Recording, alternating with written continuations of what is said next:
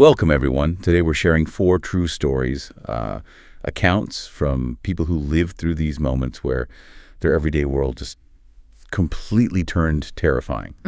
We're stepping into those unsettling shadows that can, lurk in familiar places. It's a real reminder of how quickly things can get chilling. It really is. And it's compelling, actually, to see how these intensely personal stories, despite being unique, they all touch on similar things. That sudden loss of safety, the power of instinct, and, well, the lasting psychological impact of facing a real threat. Right. We won't just recount what happened. We'll explore what these experiences really show us about resilience, how we perceive security, and those subtle signs that often scream danger. We've gathered accounts from, childhood adventures gone wrong to really shocking college experiences. Each one is just this stark, personal reminder of hidden dangers and, honestly, the sheer will it takes to survive. As we get into these, what really strikes you about the vulnerability they expose? Okay, let's start with this first story. Picture this. You're 6 years old, exploring the woods behind your house. That kind of wild backyard adventure a lot of us had. Yeah. Our storyteller, 6 at the time, was with her 7-year-old neighbor, Katrina.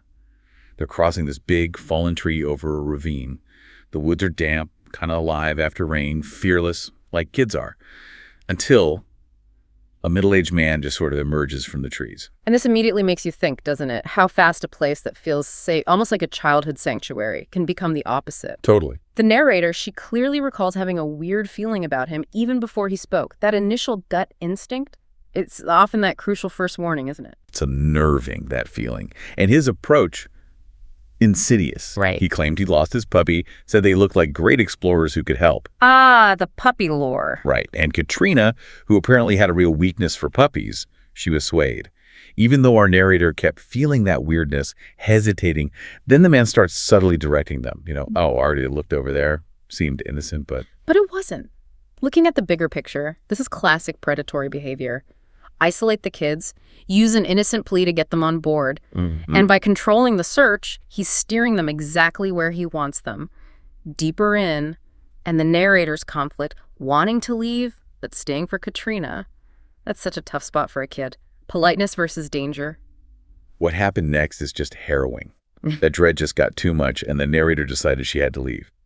She started jogging back, trying to get away fast. Oh, okay. In her hurry, she slips on that damp log, falls right into the ravine, breaks her femur. A loud crack, she said. The bone actually pierced the skin. Oh. Everything gets foggy, but she remembers screaming. Just screaming. Loud enough the neighbors heard and called 911. When the police and EMTs found her, the last thing she remembers is pointing towards the woods, just whispering Katrina's name. Wow, that scream, even in that agony, it saved Katrina. Yeah. Because when police talked to Katrina later, she said after our narrator left, the man started asking these really disturbing questions about her family. Specifically, if she had any big scary brothers that would come looking for her if she was out too late. I mean, that changes everything, confirms exactly what he was planning. It absolutely does. Yeah. Just confirms the sinister intent. Yeah. Luckily, the narrator screams, cut him off, and Katrina just ran towards the sound. Yeah. Got away. Thank goodness. Police never found the guy. But they did find a bag, Yeah. hidden in the bushes right where he first showed up. And what was in it? Rope, duct tape, binoculars. Chilling. Yeah. Just chilling confirmation of what could have happened. So, reflecting on this, what are the takeaways here, beyond just the horror? Well, finding those items is terrifying, obviously. But the enduring lesson isn't just that trauma leaves scars. It's how one event in childhood can completely rewire your sense of threat. She still has nightmares, gets chills in the woods decades later. That's the brain trying to protect itself, staying hypervigilant, understanding that, it can help survivors, help them build new ways to feel safe, knowing the past can't change, but its future impact can be managed. From those woods, let's shift gears. Another familiar setting, but one that can feel just as vulnerable. Walking home alone after dark. This next story shows how fast routine can turn into a desperate run for your life. Our storyteller was 11, just walking home from a friend's house, maybe 15, 20 minutes. It's around 7 p.m., dark, icy December night. Okay, so the setting itself, dark, icy, immediately ramps up that feeling of risk, doesn't it? Totally. And what's really striking is her detailed memory. A man appears alone, then a 4-door car pulls up to him. That suggests, coordination, premeditation, not just some random encounter. Exactly. As she kept walking, all she heard was his voice, "Hey, you, come here. Hey, you." That's when the real fear, like the panic, kicked in. Understandably. She started walking faster, then just broke into a run. Across the snow and ice, literally praying, "Please, God, don't let me slip." You can just feel that, can't you? Yeah. Running on ice, terrified, the man catching up extremely fast, she said, while the car just slowly drives behind him. That coordination, it's incredibly sinister. Suggests a clear plan to grab her. She felt his arm reach out, tried to grab the hood of her sweatshirt, Oh no. but somehow, she says, by God's grace, his hand slipped. She ran another block, frantically looking for any house with lights on, found one, started banging on the door, almost ready to break it down, she said, just desperate. And that immediate action, seeking refuge, plus the kindness of strangers, that's critical. An older couple answered, the husband actually went outside to confront the guy. Wow. It just highlights how vital quick thinking and community help can be. The man just ran off once he was spotted. Police were called, but again, never found him. Yeah. The impact on her, though, it was huge. For a long time after, she'd leave flowers and a card on that couple's step, Wow. thanking them for saving my life. She knew how close it was. So what's the key insight from this one? It just really shows how fragile safety can feel, even in your own neighborhood, and it's a testament to that raw survival instinct, but also how crucial it is to seek help immediately. Yeah. Split-second decisions, someone else stepping in, it can change everything. That gratitude she felt, it speaks volumes about needing connection in those terrifying moments. And vulnerability isn't just for kids, right? It just changes shape as we get older. Our third story takes us to college. New freedoms, but sometimes new dangers, too. This chemistry student found that out. She wasn't really into partying, small group of friends. But new state, new rules, and, new creeps. It makes you think about navigating those new social scenes, doesn't it? The unseen challenges. Her experience with Tom, another chem student, it's a disturbing look at how unwanted attention can escalate into full-blown stalking. From day one, she said, Tom fixated on her, staring, always sitting behind her in class. She'd give a polite smile, even while feeling, quote, slightly creeped out. That resonates, I think, feeling obligated to be polite. Yeah. After a few weeks, he starts talking to her. Oh. She admits she kept being polite, even though her gut screamed he was off. So relatable, especially for young women taught to be nice, right? Absolutely. That struggle with politeness, trying to drop hints. Yeah. It rarely works with someone determined. And the escalation is the thing to watch here. He starts popping up everywhere, even when he should be in class. Then the real red flag. After Thanksgiving break, he asks about her dogs, Bruno and Riley, by name. Whoa. She had never told him about them. That crosses the line from uncomfortable to genuinely alarming. He tried to make excuses, she said, but she knew. And she regrets not going to security right then. Thought she could handle it myself. Said she was never good at asking for help. That's such a critical moment, isn't it? Yeah. Underestimating the danger. It really highlights that pressure to be nice, not make a fuss. And predators exploit that. They see politeness as encouragement. The pattern is clear. Staring, finding private details, then demanding her number, wanting to come to her dorm. It's textbook boundary violation. Early intervention isn't just about stopping that behavior. It's about showing them they can't just get away with it. Tackling that first red flag sends message. Eventually, she just couldn't be polite anymore. Yeah. She flat out told him directly yet gently she wasn't interested. His reaction, pure rage. Uh-oh. Got angry, yelled, called her awful names, slut and bitch and whore. Stormed off. Right. And then immediately, the nonstop hateful texts started. She still had no idea how he even got her number. And there's the digital stalking element, adding another layer. Her reaction after that, feeling guilty, like I actually had led him on, deleting the text, just hoping he'd stop. That's heartbreakingly common. Victim blaming, low self-confidence. The psychological toll starts way before anything physical. The story climaxes at a party. She's there looking after two friends, Anna and Tori, who she called lightweights. She brought her own water bottle, already cautious. Smart. Tom shows up. Seems totally hammered. Apologizing, asking to hang out. She refuses multiple times. Then she leaves her water bottle for just a moment to help one of her drunk friends. Comes back, takes a few sips, and immediately feels super dizzy and shaky. Oh, no. Oh, no. The memories after that are vague. Terrible headache. Wakes up in her own bed. No idea how she got there. Shrugged. That's the devastating result. And the text from Tom the next day.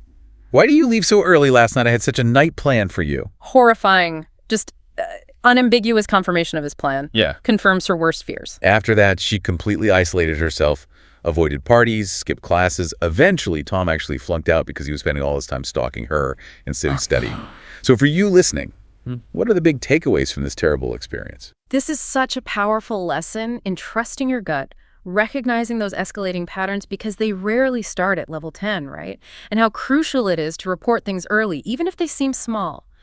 Don't underestimate intent when boundaries keep getting crossed. The impact is obvious. She hasn't been to a party since.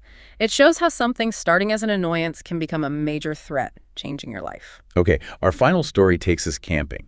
A family trip, summer highlight, for a 13-year-old and her twin sister, plus 3 older cousins, all sharing one cabin.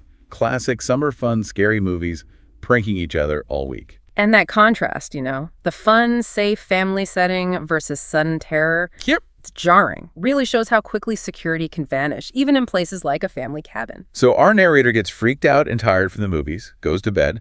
Not 10 minutes later, someone's tapping at her window. Okay. Now, given the week of pranks, she instantly assumes it's her cousins. Decides to strike first. Sneaks to the foot of her bed, smacks the window hard, and pops her head out to scare them. Oh, but it wasn't them. No. She didn't recognize the man at the window at all. And he yells, "Don't look behind you." Whoa! That's deeply unsettling. A command designed to disorient you, buy him time. Exactly. Before she can even process it, he pushes the window open and reaches in to grab her. She lets out what she calls her most bone-chilling scream. Instantly, her cousins come running into the room. And the man? He fled. She just burst into tears as her sister ran over. That scream, again, it highlights how crucial an immediate, loud response can be.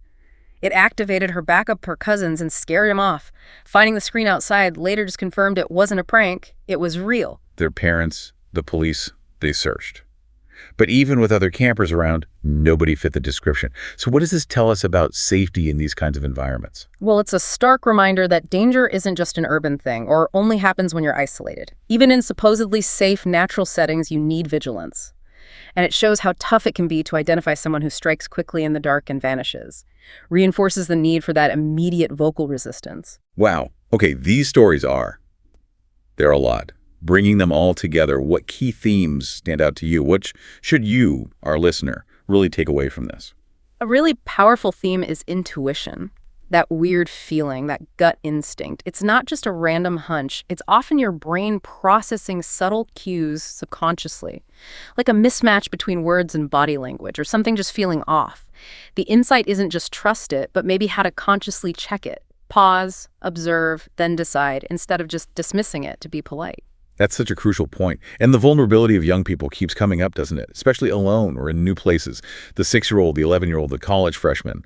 Targets are often those seen as easier to manipulate or overpower. Makes you think how we can better empower people. And it underscores how predictable escalation often is, like with Tom, right? It usually follows an arc. Testing boundaries, minor violations, then more aggression.